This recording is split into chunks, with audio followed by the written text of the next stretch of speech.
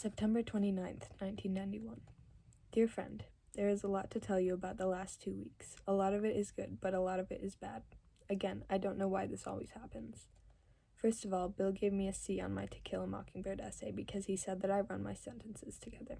I am trying now to practice not to do that. He also said that I should use the vocabulary words that I learn in class, like corpulent and jaundice. I would use them here, but I don't really think they are appropriate in this format. To tell you the truth, I don't know where they are appropriate to use. I'm not saying that you shouldn't know them. You should absolutely. But I just have never heard anyone in my life use the words corpulent and jaundice. That includes teachers. So what's the point of using words that nobody else knows or can say comfortably? I just don't understand that. I feel the same way about some movie stars who are terrible to watch.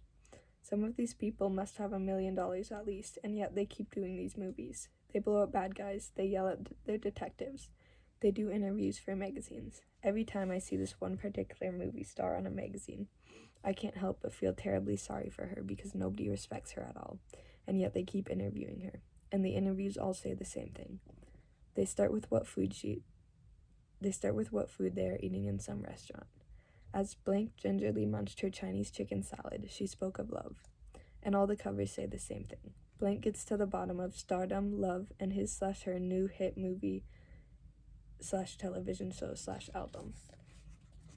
I think it's nice for stars to do interviews to make us think that they are just like us, but to tell you the truth, I get the feeling that it's all a big lie. The problem is I don't know who's lying. And I don't know why these magazines sell as much as they do. And I don't know why the ladies in the dentist's office like them as much as they do. A Saturday ago, I was in the dentist's office and I heard this conversation. Did you see that movie? As she points to the cover. I did. I saw it with Harold. What do you think? She is just lovely. Yeah, she is. Oh, I have this new recipe. Low fat? Uh-huh. Do you have some time tomorrow? No. Why don't you have Mike fax it to Harold? Okay.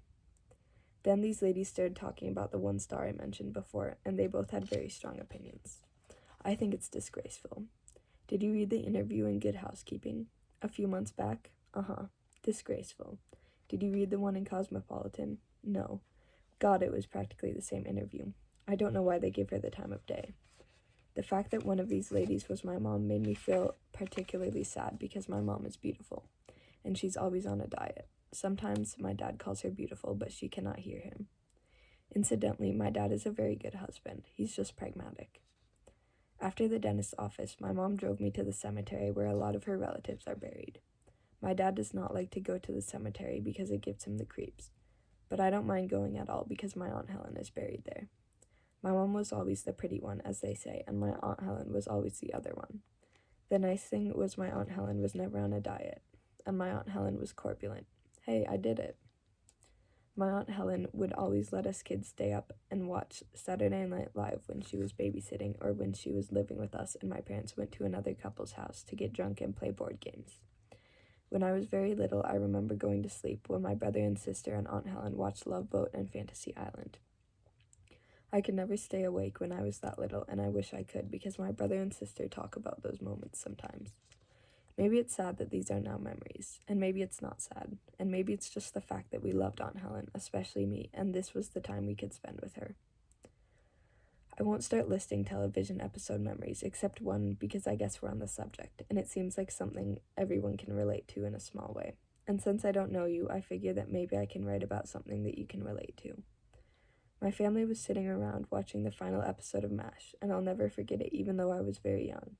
My mom was crying, my sister was crying, my brother was using every ounce of strength he had not to cry, and my dad left during one of the final moments to make a sandwich. Now, I don't remember much about the program itself because I was too young, but my dad never left to make a sandwich except during commercial breaks, and then he usually just sent my mom. I walked to the kitchen, and I saw my dad making a sandwich, and crying. He was crying even harder than my mom, and I couldn't believe it. When he finished making his sandwich, he put away the things in the refrigerator and stopped crying and wiped his eyes and saw me. Then he walked up, patted my shoulder, and said, "This is our little secret, okay, champ?" "Okay," I said. And Dad picked me up with the arm that wasn't holding the sandwich, and he carried me to the room that had the television and put me on his lap for the rest of the television episode. At the end of the episode, he picked me up, turned off the TV, and turned around. And my dad declared, "That was a great series." And my mom said, "The best." And my sister asked, "How long is it on the air?" And my brother replied, 9 years, stupid." And my sister responded, "You stupid." And my dad said, "Stop it right now." And my mom said, "Listen to your father." And my brother said nothing, and my sister said nothing. And years later, I found out my brother was wrong. I went to the library to look up the figures, and I found out that the episode we watched is the highest watched anything of television history, which I find amazing because it felt like just the 5 of us. You know, a lot of kids at school hate their parents. Some of them got hit, and some of them got caught in the middle of wrong lives. Some of them were trophies for their parents to show the neighbors like ribbons or gold stars, and some of them just wanted to drink in peace. For me personally, as much as I don't understand my mom and dad, and as much as I feel sorry for both of them sometimes, I can't help but love them very much. My mom drives me to visit the cemetery of people she loves. My dad cried during MASH and trusted me to keep his secret and let me sit on his lap and called me champ. Incidentally, I only have one cavity, and as much as my dentist asked me to, I just can't bring myself to floss. Love always, Charlie.